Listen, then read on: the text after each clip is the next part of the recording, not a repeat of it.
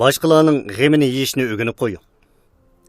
Amerikaning avtomobil shoyi Ford mundaq degan.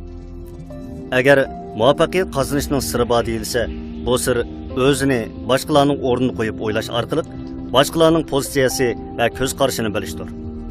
Bunda qilganda qarshi taraf bilan aloqa qilg'ili va tushunish hosil qilg'ili bo'lib qolmasdan, yana qarshi tarafning ideyasini va uningdagi foydasiz joylarni texnik aniq his qilib, foydasiz joylarga ajallik zarb berib, qoyil qilish kuchingizni zo'r darajada oshira olasiz.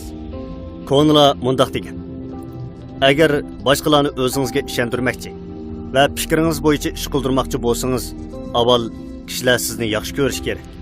Bo'lmasa mag'lub bo'lasiz. Agar o'zingizni boshqalarning o'rnini qo'yib tafakkur qilmasangiz, boshqalarning noroziligini qo'zg'ab qo'yasiz. Ondaqda boshqalar sizni qandoqmi yaxshi ko'rsin. Hindistonlik dаңliq arbob Gandi bir qitim poyizga chiqishiga bir oyga tushib qolgan. Bu vaqtda poyiz qo'zg'algan bo'lg'achqa tushib oyg'ini elib olish imkoniyati bo'lmagan. Shuning bilan Gandi putriga yana bir oyg'ini silib tushib qolgan oyg'ining yiniga tashlab o'tib, o'rniga berib o'ltirgan.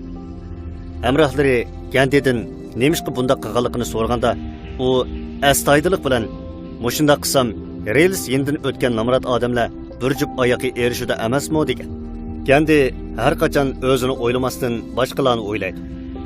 U bir oyoqni tushirib qo'ygandan keyin u oyoqni hech kimning kiymaydiganligini o'ylab, yana bir nima tashlab qo'ygan. Buni odatga odamlar tushunib yetolmaydi. Mana bu ulug' odamlarning odatga odamlardan farqlanadigan ortiqchiligidir. Odamlar ora xato tushunib qilishdi. Ziddiyatlashib qilishdan saqlanmoq tez.